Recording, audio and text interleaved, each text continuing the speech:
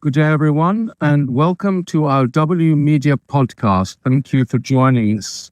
Today, we're going to be discussing the slightly cryptic subject of decoding the SIJORI. For those of you who maybe are not living in the region, SIJORI refers to the geographic area to the north of Singapore, the Johor area of Malaysia, and to the island immediately to the south of Singapore, the Riau Islands. And their coordination as an area actually started some time ago in 1994, at the end of 1994, where a memorandum of understanding was signed between the three countries in order to expand the economic and social ties between the three areas. It is referred to as the SIJORI growth triangle, and it will be interesting to see today as to whether the larger economic and social factors on which it was founded have actually turned it into a data center factor here. Singapore accounts probably for 75 to 80% of the GDP of the region. It has about 10 million inhabitants and covers about 7,000 square kilometers. So that's probably enough background from me. Can I get on to introduce our speakers? We have James Murphy, Managing Director of the Asia Pacific at DC Byte. And we welcome also Wong, Board Member at DCIX JBIX in Malaysia, as well as being Group Managing Director of Extreme Broadband and Managing Director of OpenDC. So welcome to you both. Thank you, Nick. Great to be on today. Yeah, thank you. My pleasure. Would you like to start with James? Just please tell me, in terms of the subtopic we're looking at, which is called Decoding SIJORI, SIJORI, what do you feel is the importance of this topic, particularly for listeners who may be in that area of Southeast Asia? Well, it's certainly in a data center perspective, it's becoming increasingly relevant because, and this is sure one of the topics we're going to get to, in the previous, I suppose, decade or even preceding that, Singapore has always been the hub, the default location for, I want to say for most investments, certainly for data center investments. So when people think of a requirement for any sort of data center deployment, Singapore is generally the first place that comes to mind, especially for those people who are looking at it from Europe or the US or even somewhere like Australia. So Singapore has been the default, but for a variety of reasons, that's no longer really the case. So people are having to start looking at having to look at other options. And that's where I think Johor Bahru and Batam come into play. Because for a variety of reasons, Singapore is just a very difficult place to either build a data center or actually find data center space in right now. So that's kind of seen the emergence of both Johor and Batam as kind of viable options to this. And these are two markets which, well, one is already experiencing explosive growth and the other one is trying to prime itself for that. So I think that's the kind of the background and why it's becoming increasingly relevant, especially from a data center perspective. Okay, James, that's terrific. Thank you very, very much for that. And Weng, please, would you tell us your opinion on, why this consideration of this three-country region, if you like, is an important issue to look at? I think the trigger point of this of the whole SIJORI story is actually started sometime back in 2019. When the moratorium for new DC build was introduced in Singapore. So during that time, there's a lot of demands in DC space that were trying to find a new location to fulfill the power requirement. And as a result of the moratorium, people are looking at the neighboring regions. So Johor naturally became one of the options people are looking at. And likewise, due to the promotions from the Singapore government, Batam is also became an option that people look into. Now the three locations why they were picked essentially is due to proximity to the regional hub of Singapore. The physical requirement for data to transfer to the hub is still a very important consideration, because whatever content that is hosted in the data centers, they require to have a low latency connectivity to these destinations. So naturally, everybody is looking at the location which can provide the power that is closest to Singapore, and both Batam and Johor are considered those options. Now today, I think as a result of that, we can see the explosions in the new data center built in Johor, which is among one of the fastest in the history of the world, in terms of new DC build and in terms of the capacity introducing into the market. I think Johor has pretty much set a record, and we haven't seen it is reaching the peak yet. I think we are only seeing the beginning of this phenomenon in DC constructions in the southern Malaysia. So given the big investments people the DC players put into Johor, I think the southern region of Malaysia will no choice but become one of the very top consideration for many location players who are looking for a location to host their content in this region. So in terms of the sheer volumes, the supply capacities, and essentially it will be the pricing as well. So Johor will be something interesting for everybody to look into. Yeah. Weng, thank you very, very much. And just to build on something that you said there, you mentioned the moratorium in Singapore, and obviously the suggestion is that it's still an area that the government in Singapore is looking very closely at in terms of new data center builds. With the if you like, the sustainability environmental criteria that can be set on that. What do you feel is the message that Singapore is sending out to the investors, some of whom, as James mentioned, come from a long way away in Europe, North America, keen interest in both those areas of the world, in what is happening in Southeast Asia? What message is Singapore currently, do you believe, sending out in terms of developing data centers, investing in data centers in the country? Obviously, it is sending a strong message to the DC player that they are the country needs a better source of energy in order to power the DC expansions. And I think from the previous permit that they have given to the DC players to construct, we can see the trend towards a more responsible or energy production strategy, which is something that I think they are setting an example for many of the neighboring countries to eventually follow. I actually I do applaud the Singapore government's their determination and their guts in doing this. But looking at it, I think we can see that ultimately many of the neighboring countries that do not see immediate needs to do it, but many of them are already changing their energy production strategies in order to align to this trend that the Singapore government is setting. So that's for the data center side. On the connectivity side, I think last year the Singapore government has, I think they have came out with a master plan to continue to build additional to attract additional submarine cable to land into Singapore.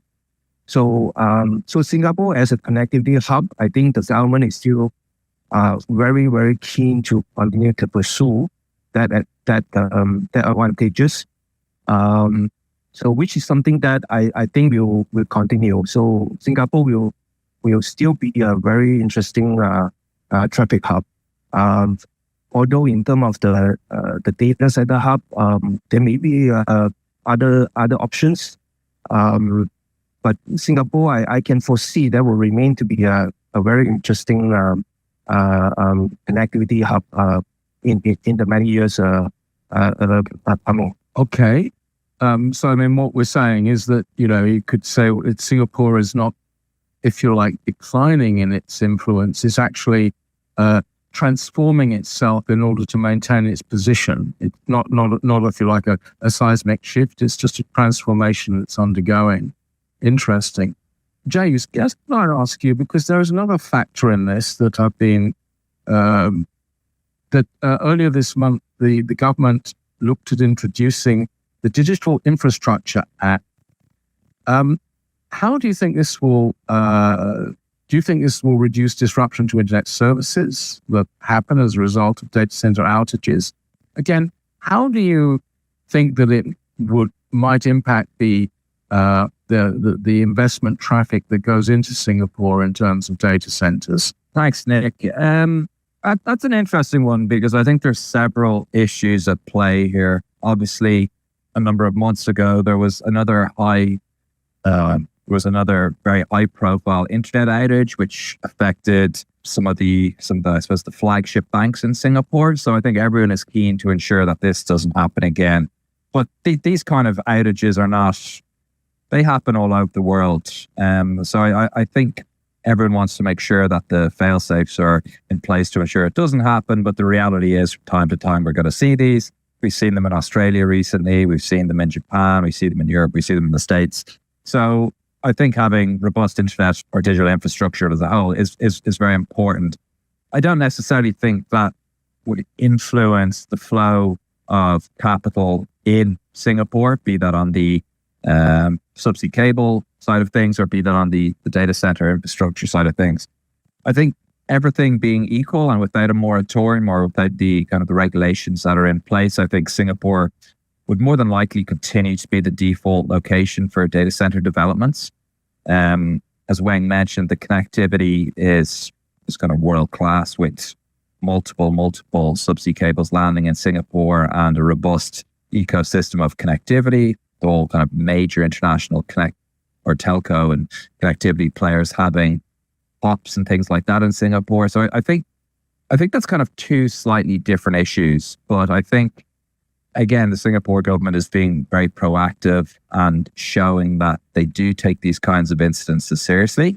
Like I said, I think they do happen, and you can have all the fail safes in the world in place. Sometimes these things will still happen, but it does give those people who are investing in the whole ecosystem of digital infrastructure, it shows them, these kind of moves show them that the government is taking this seriously and wants to minimize these kind of disruptions. So I think it's just another sign that they do place value, despite the moratorium being in place, on having this kind of investment in country and this kind of continued investment from, like I said, all the different players who are involved in digital infrastructure. Okay, could I put another factor in? We've talked kind of like about what the situation in Singapore as being as the driver for the region immediately around it. But if you look at the region immediately around it, Indonesia and Malaysia principally, then they have emerged in every sense as data center locations. And they become locations more of choice than they used to be. Would you suggest that if there is this continuing growth and maturing of the industries in the nations around Singapore, that this would put Singapore's throne as a data center hub under threat? I don't believe so. Sorry, Weng. I don't believe so. I think you have to look at the workloads which are being housed in Singapore and Johor to date, because I think Johor so far has seen more deployments. a lot of the critical stuff, a lot of the connectivity elements are still being housed in Singapore for, let's call it, regional traffic. Whereas Johor, we're seeing some of these, I think we're seeing more hyperscale deployments, which may not be so latency sensitive or may not have the same connectivity requirements that an international bank may have or something like that. So it's different use cases. And I think what we're going to see is, the three different areas offering different things. So right now we're seeing Johor is taking a huge amount of capacity from ByteDance. I think it's widely enough known that that's the main client driving all of the demand in there. And so their requirements are not the same as, like I said, an international bank or someone who requires very low latency. So the different markets are going to specialize in different elements, I think. And I don't see a situation where an international bank or insurance company or something like that houses their core compute in Johor, for example, because it's not going to have the same connectivity. It's not going to have the same latency that a downtown site in somewhere like Tai Seng in Singapore might have. So I think Johor, I think, is actually fast on track to overtaking Singapore in terms of the overall number of megawatts in the country. But that's not to say that its importance from a connectivity point of view or from as a center of data centers or internet traffic or digital infrastructure, they're two different things. So I think there'll be different use cases for the three different markets that we're talking about, and each will be able to find its own niche. It's not a zero-sum game. Like, there can be a successful Johor market, a successful Singapore, and successful Batam market, all working and in fact complementing each other. So that's kind of the view, my personal view, and also the view we have at DC Byte. Like, we think that all markets can grow and complement each other and provide value to each other. Okay, James, thank you. Weng, your thoughts here, please. The idea that Singapore as the prime data center hub, is that under threat? Do you believe?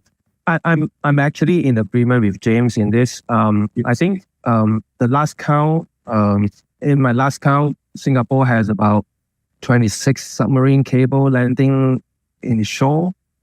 Yes. And then the number of networks, the last I checked, Singapore has more than 700 networks peering with one another. Versus Malaysia, we probably have about 300 networks max. So, in terms of the density of its connectivities, fabric, Singapore is by far the best in the region, and this is not something that can be developed overnight. Unlike power capacity, you can get it. If the country has excess power capacity, that you can just tap onto its power capacity to build easy. It takes years to build connectivities, and it takes even longer to build an ecosystem of these networks that is riding on the connectivities. So, and this is not easy to replicate at all. And if it's at all possible, it would take long time to replicate. Now, having said that, but they are actually threats for the Singapore throne at the horizon. And this is something that I think the industry, or if I'm just being blunt, then I would say the industry moderator should pay attention to, which is the ease of connectivity between Malaysia and Singapore. So for us to build these complementary regions between each others, helping the industry to leverage on the strength of each regions to build a very resilient and very high capacity data centers regions in the world. We're talking about something that can, we need a policy that is transparent and easy for people to interconnect between the two regions. And as of today, I wouldn't say that we have the necessary policy and or rather the transparency in place that all the players, be it the DC players or connectivity players, can interconnect with each others. So this is actually something that I think both countries we have to sit together to iron out some of these bottlenecks. If not, then the potential is which each countries will just go away and develop its own connectivities in isolation to each others. Then this is not something that will benefit the industry as a whole. So I think this is something that I've been watching. I'm watching quite closely right now. Okay, that's interesting, because it seems like the overall framework is in place for this kind of particular coordination, if you like, or partnership between Singapore, between Batam and Johor. Is that's all very much in place, but the actual people in terms of our industry who are needed to make it happen are not haven't quite come to the table yet. Is that what you're saying? Well, actually, it's more so than that.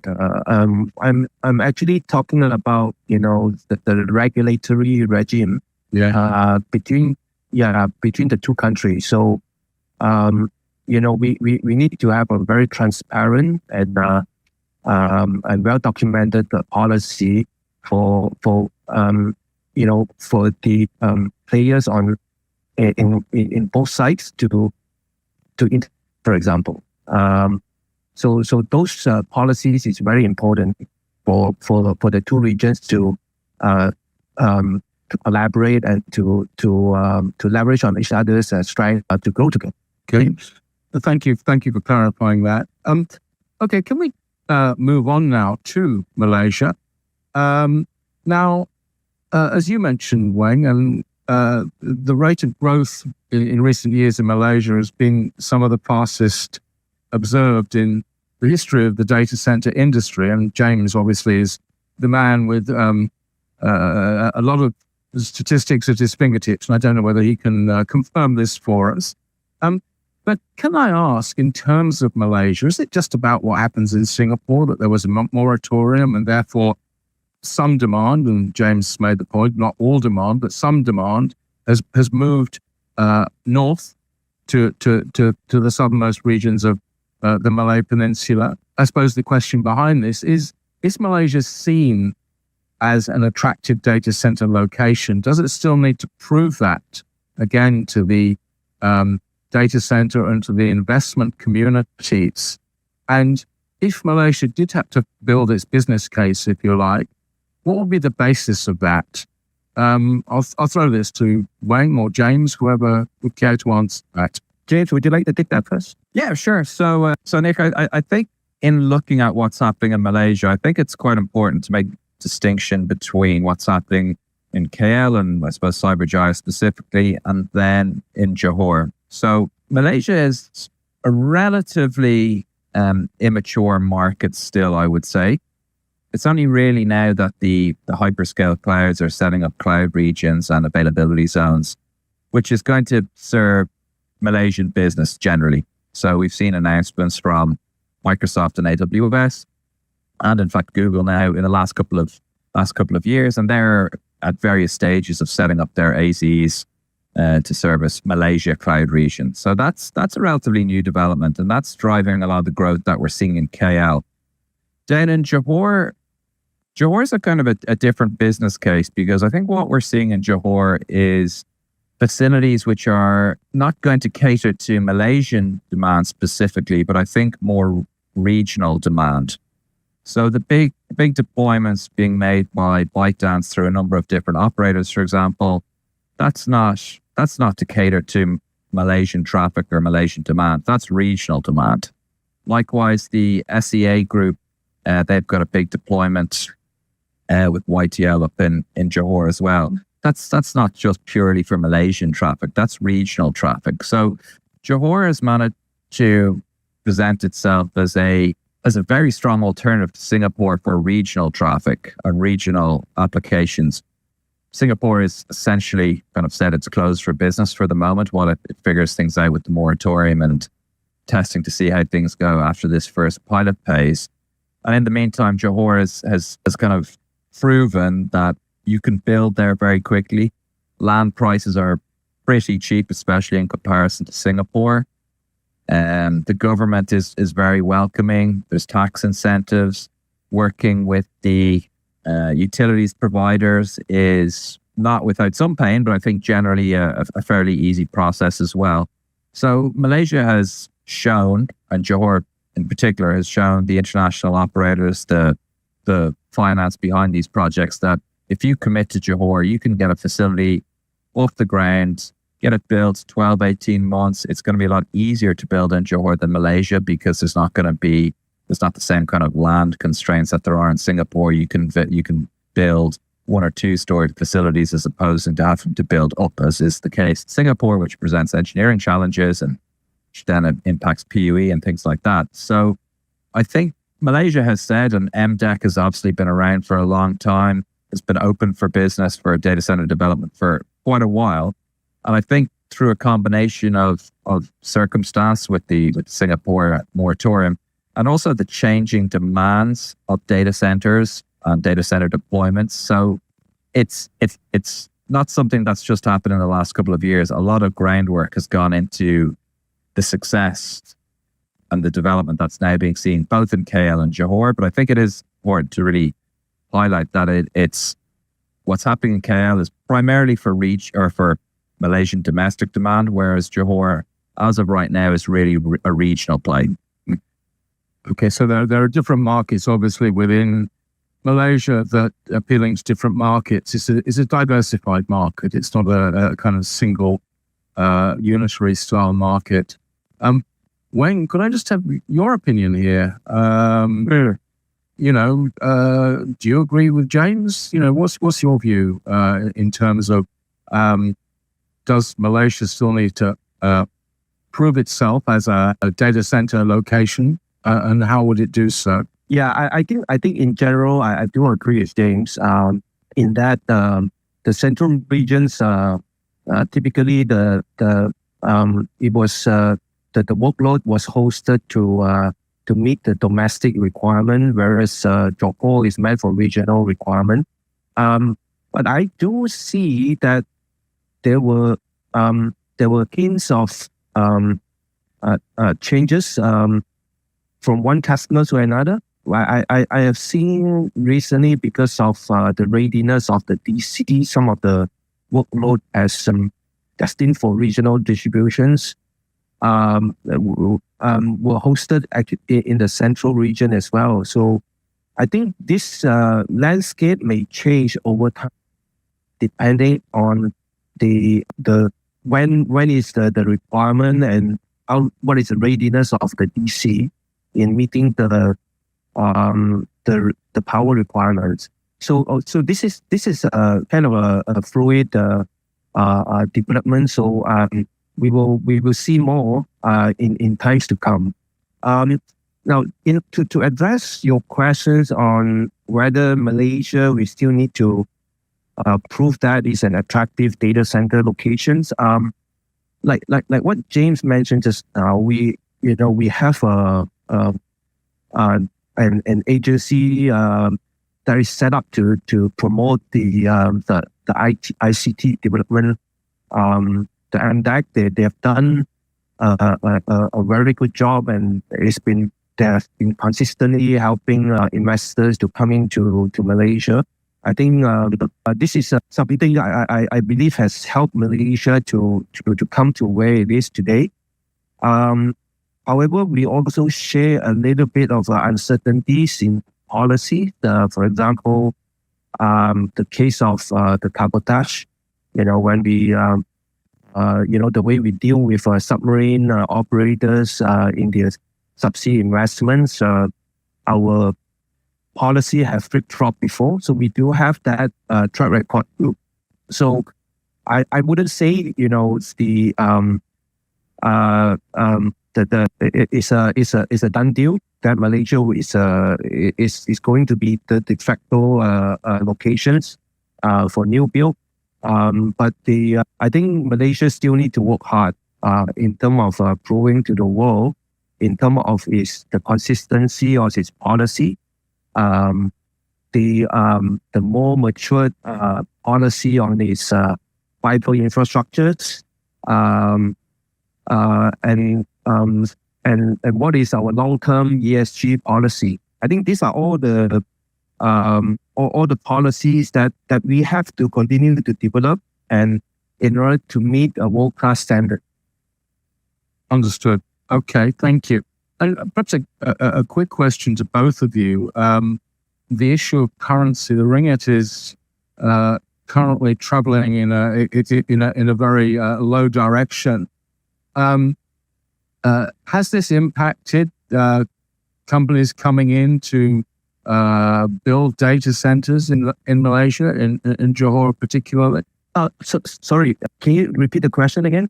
Yeah, I just wondered if the depreciation of the ringgit had any negative. Oh, okay. Yeah, on the construction of data centers in Malaysia. Not at all, because the depreciation of ringgit is a good thing for foreign investors who are mostly transact in US dollars, if not Singapore dollar. So I think it's a good news to many of the FDI that Malaysian ringgit is getting cheaper. Okay, James, any thoughts on just that particular kind of subject? Yeah, I don't think it makes a huge amount of difference. Like there's pros and cons, obviously, to the ringgit deflating for people who are pouring money in. Obviously, they can buy more, like land, things like that become cheaper. There is the issue on the flip side when they're ordering some of the expensive materials from overseas. It becomes more expensive. They have to use ringgit to bring it in, but it generally doesn't make too much difference. I wouldn't say it moves the needle too much. Like I think money is still going to be pouring in, and just the sheer economics of some of these 100 megawatt style developments just mean that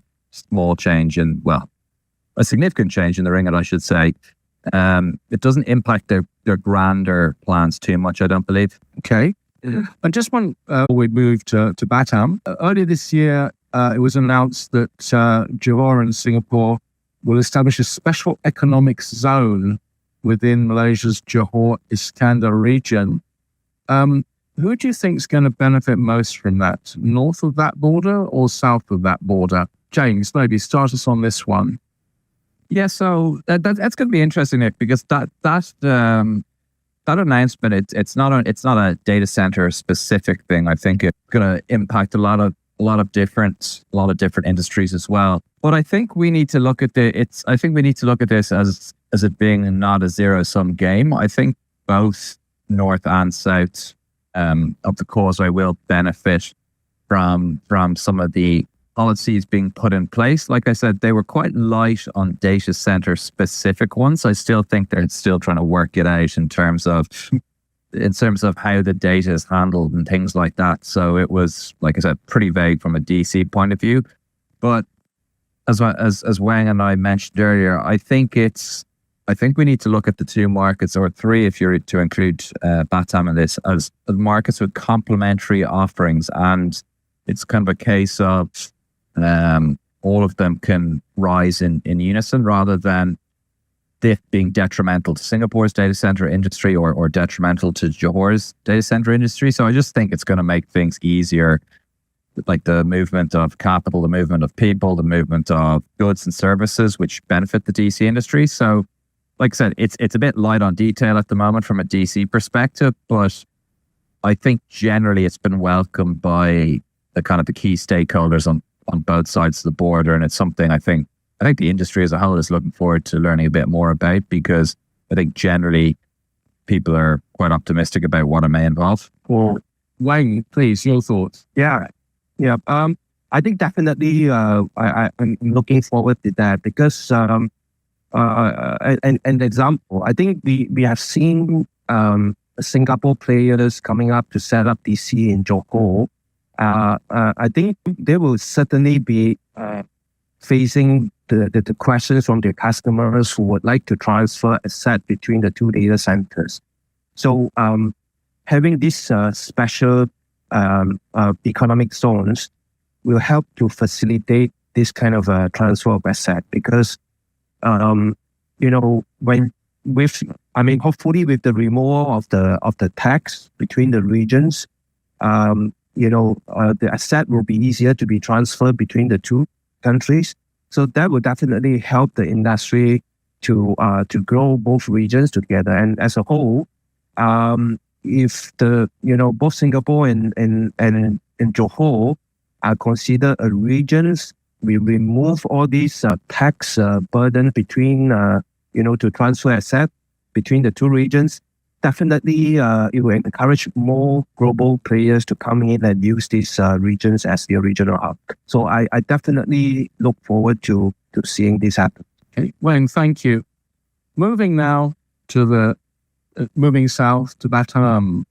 And this is almost a kind of comparison exercise to start with. James mentioned the different types of organizations, the different types of workloads going to Singapore, going to Johor. If you then put Batam into this equation, how does it compare to what, James, you were saying in terms of the workloads going into these different places, or indeed the different sorts of organizations that will head to Batam rather than Singapore or rather than Johor? So what's the question, Nick?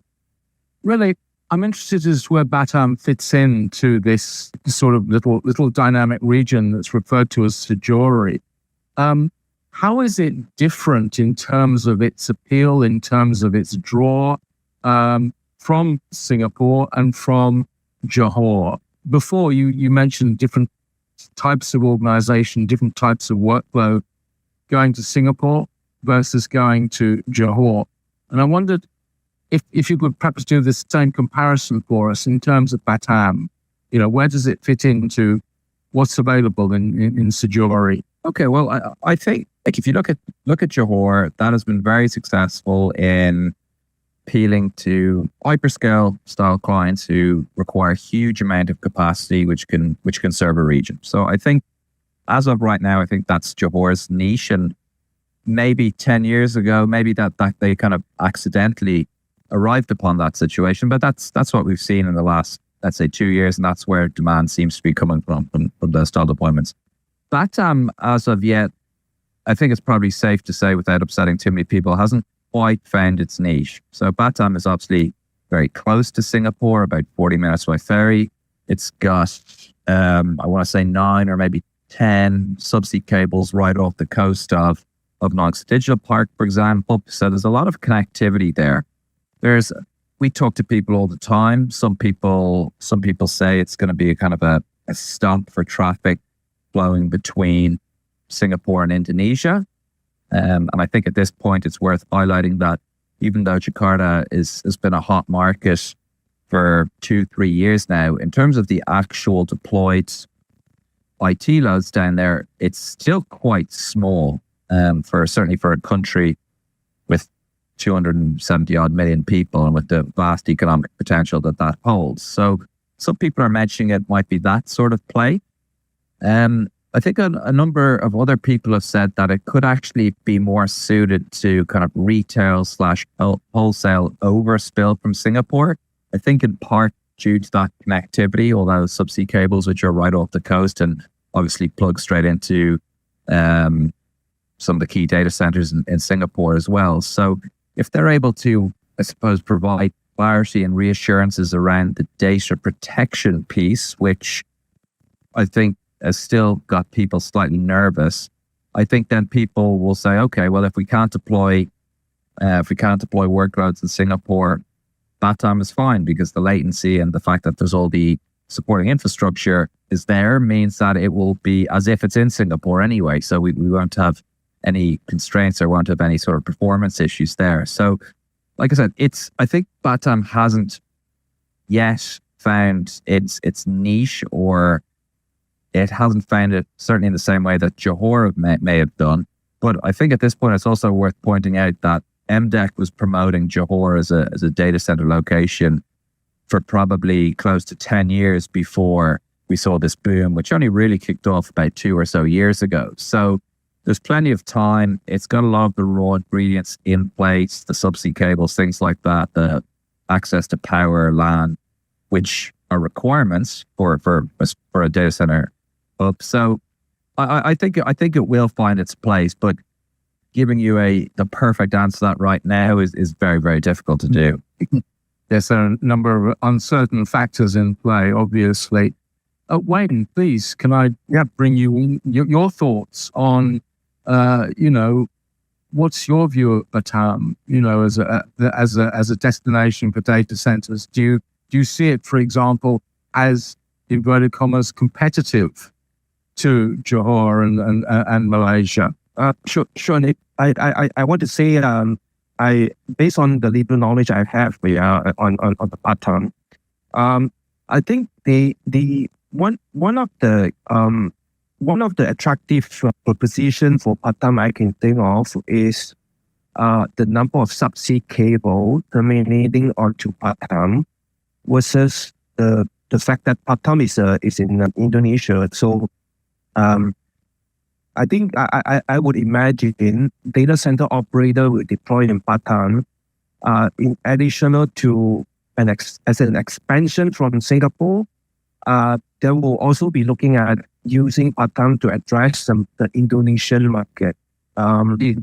So now for that purpose, I have also recently seen that in Indonesia itself, there are other regions that have developed much faster than Batam.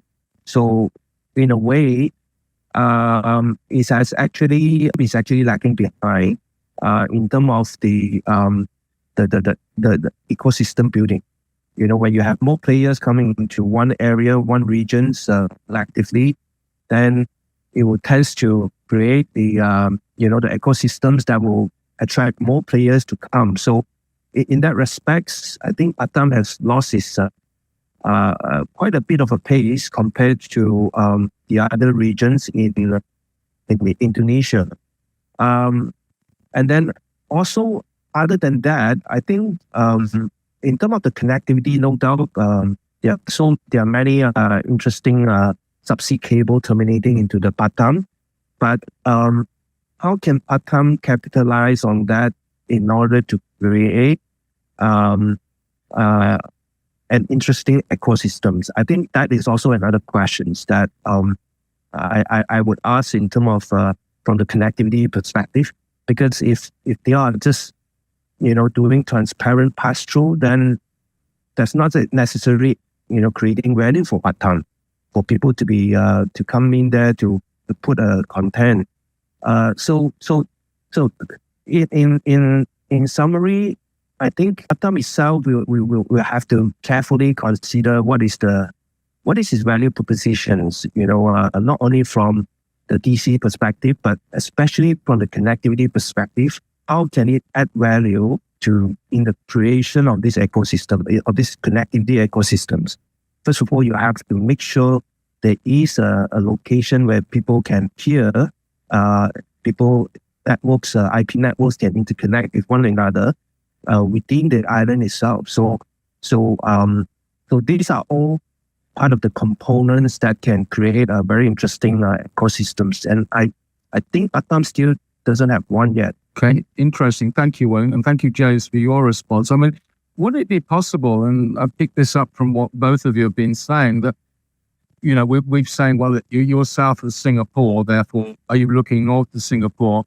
But in reality, Indonesia, in a lot of industries, including data centers, is going to be one of the major growth markets in terms of quantum of happen in the world.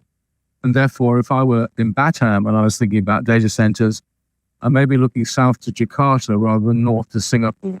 Just that's my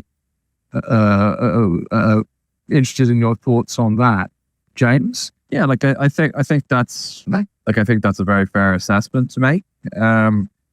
I wouldn't necessarily say just looking south to Jakarta, because I think, like I said, Batam could carve itself out as where the traffic flows through via boat. So I think one of its offering could be its geographical location. Like that's why, well, one of the reasons why Singapore was for years thought of as the default location for Southeast Asia, because it was kind of in the center of everything.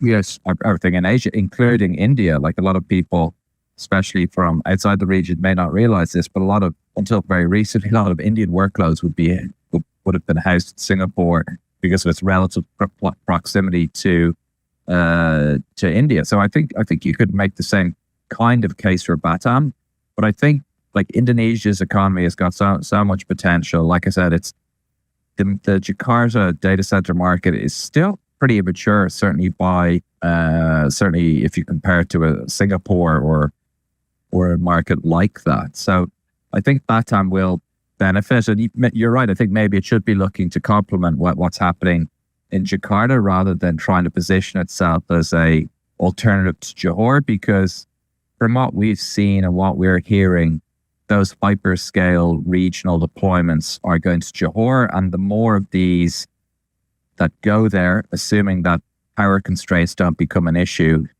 I think it's almost a snowballing effect. Well, they will just continue to go there because the infrastructure will be there, the human capital will be there to build and operate these facilities, which then will make it very difficult for Batam to compete with. So I think, yeah, like I said, it should be looking south is probably a sensible strategy, or just figuring out how it makes the most of its position in between Singapore and Jakarta. Okay, that's interesting.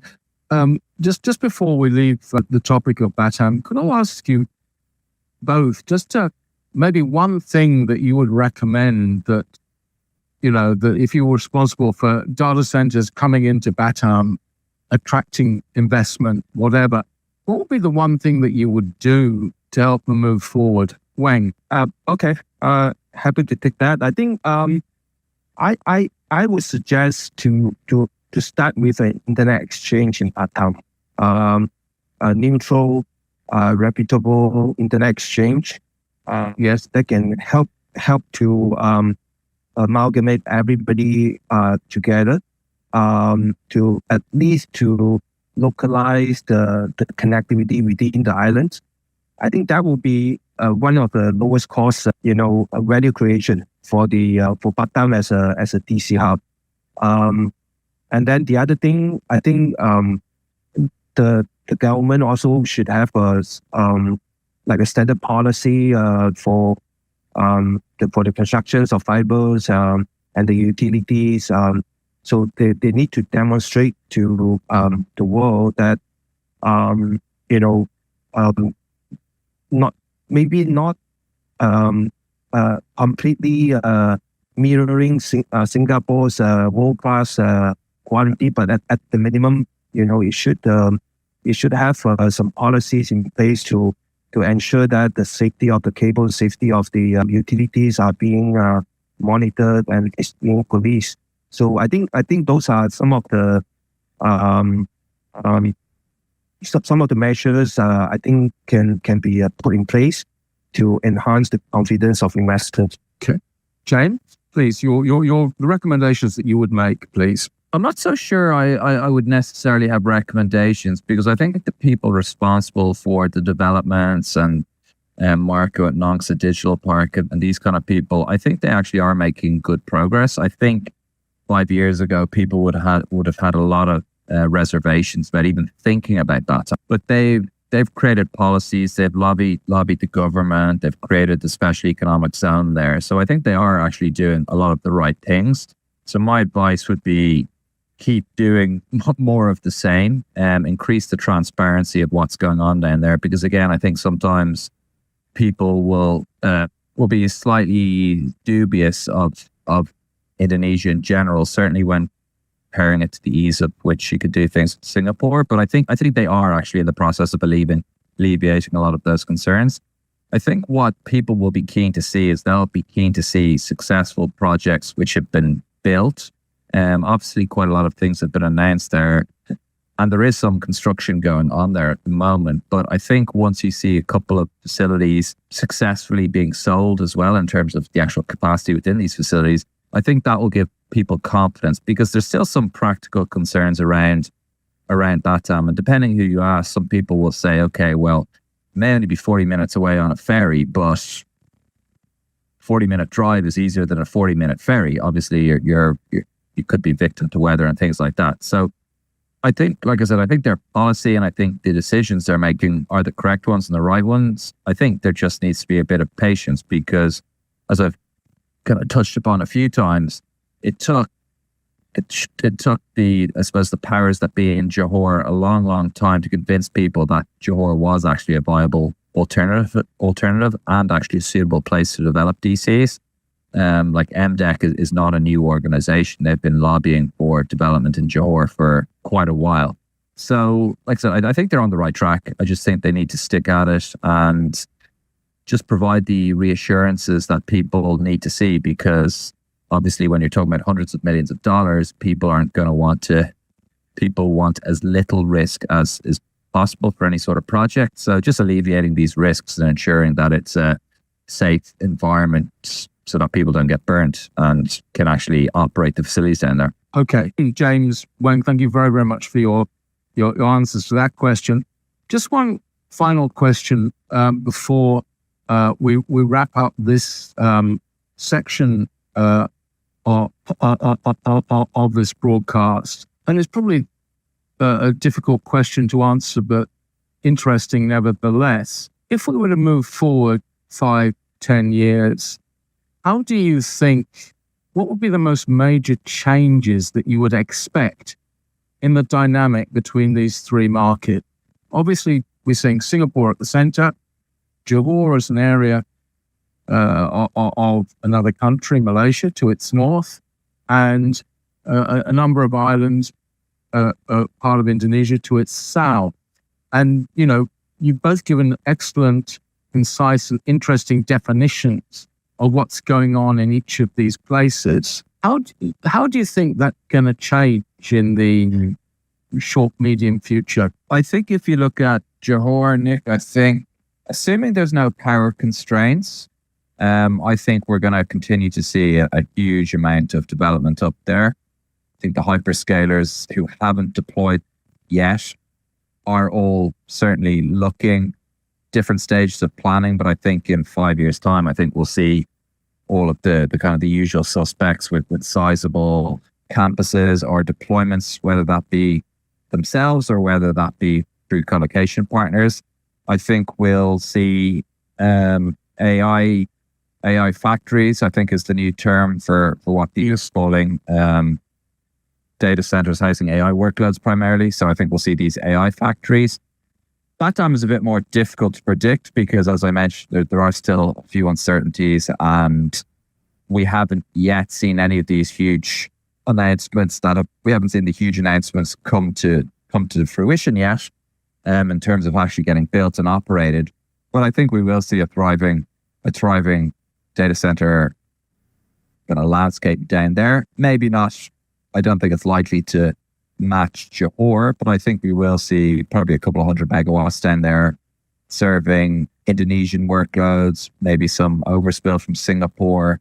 So I think it will be pretty different markets, but each haven't found their own niche, and they haven't found their own way of interacting to the benefit of the others with each other. Wayne, please, your view going forward into the future.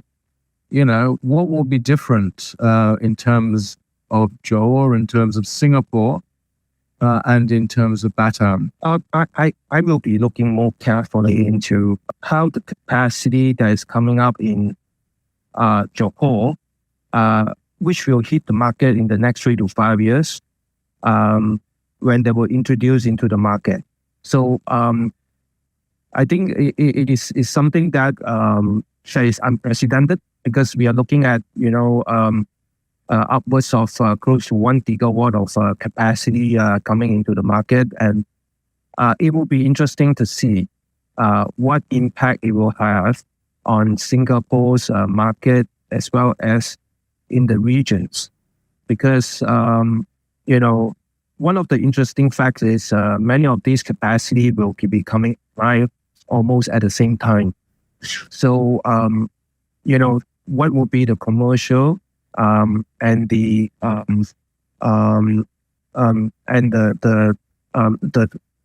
overall availabilities situations when they come to the market, and how it will impact Singapore's market.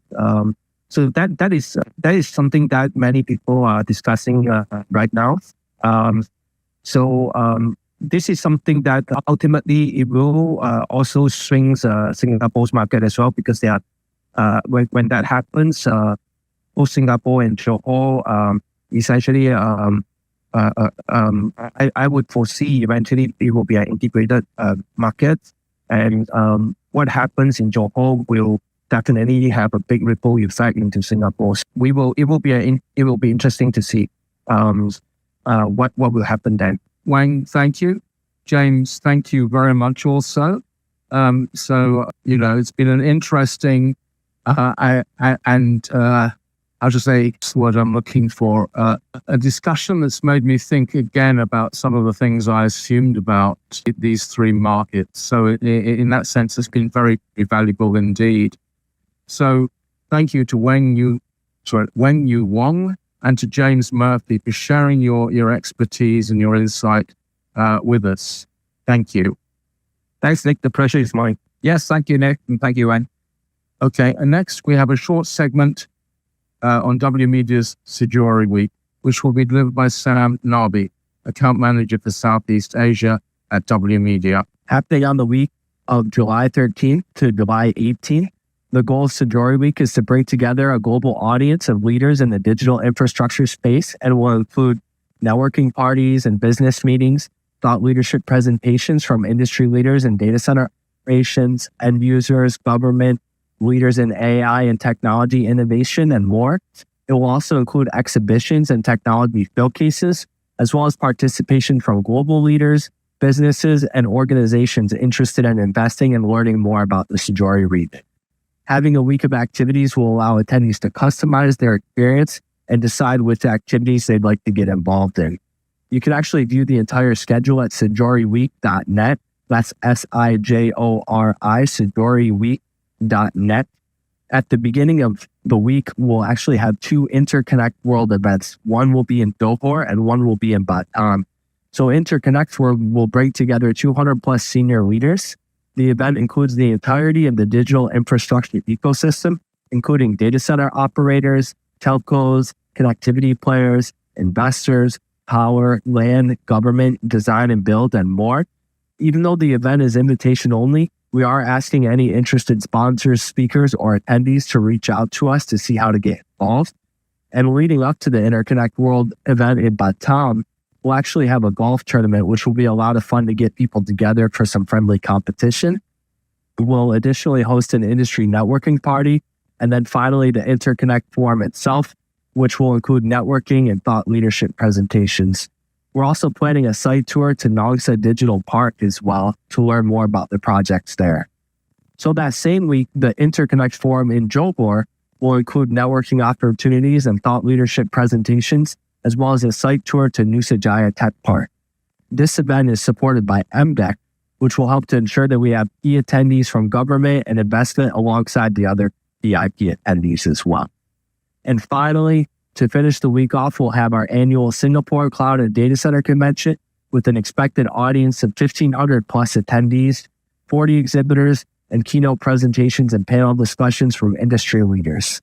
This event will include global speakers and attendees, and it's already shaping up to be our biggest event yet in Singapore.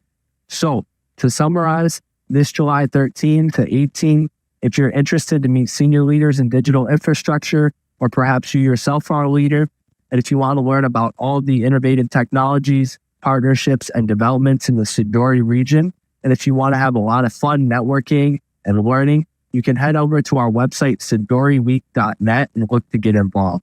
But thank you all, and I hope to see you that week. Cheers. Thank you very much for joining us. If anyone has any questions that are coming from the broadcast that you've just heard, please direct your questions to editor@w.media. Thank you very much for joining us, and we look forward to seeing you soon at a W.Media event in Southeast Asia or indeed across the whole of the Asia Pacific. Thank you again.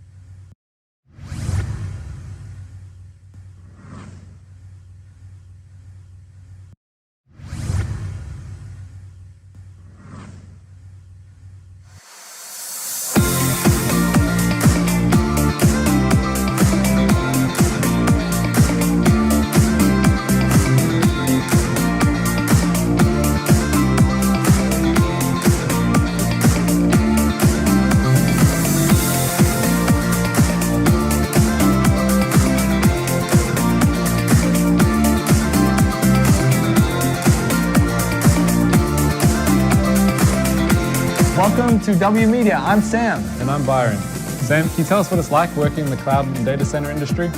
Oh, certainly. It's actually very overwhelming, but in all the best ways.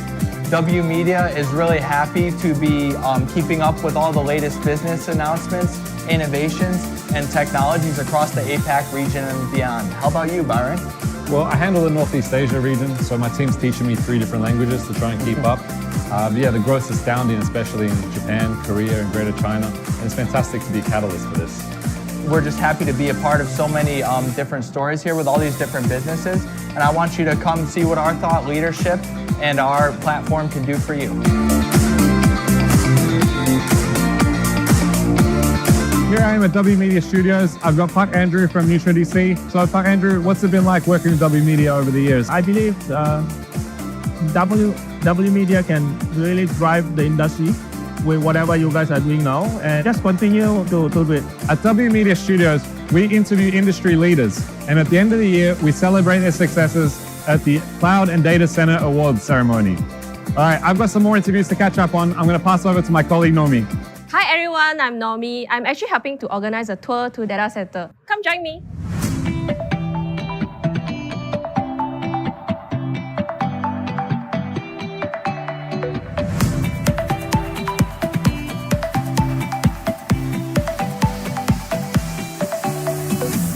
We are done with the tour. I'm going to join a pre-event networking that we always do at our cloud and data center convention.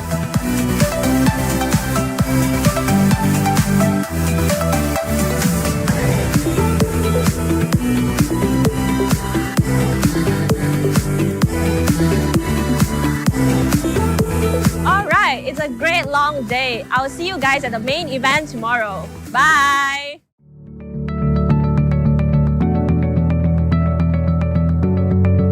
Here I am at one of our 25 cloud and data center conventions. Let me bring you through this space and hear some of the latest news from the ground.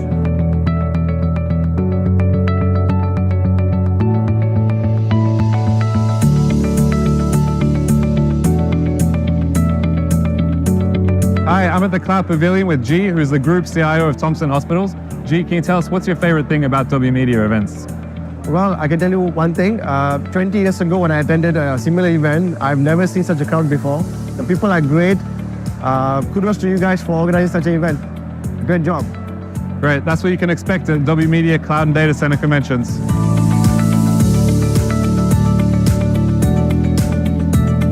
It's been an action-packed day, and now we've come to the sundown drinks, and one of our sponsors is giving out a lucky draw prize. I'd like to announce the latest of W.Media assets, the Cloud and Data Center magazine.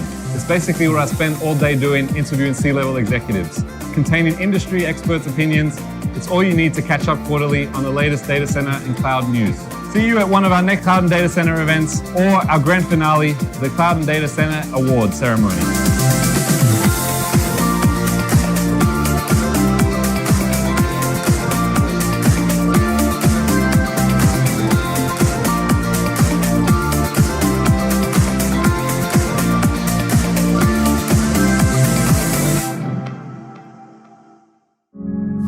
Welcome to SIJORI Week, where innovation meets opportunity in the heart of Southeast Asia. From Singapore's cutting-edge infrastructure and expertise to Johor and Riau's abundant natural resources and labor, this is where the magic happens. Get ready for intense days of insights, networking, and collaboration. Attendees will gain first-hand knowledge of how SIJORI has evolved into the most critical digital infrastructure region in Southeast Asia. Leading developers and solution providers from around the globe will converge to explore the immense investment potential in SIJORI. Don't miss the chance to connect with those designing, building, and operating mission-critical infrastructure. SIJORI Week, where opportunities unfold, innovation thrives, and the future of digital infrastructure takes center stage.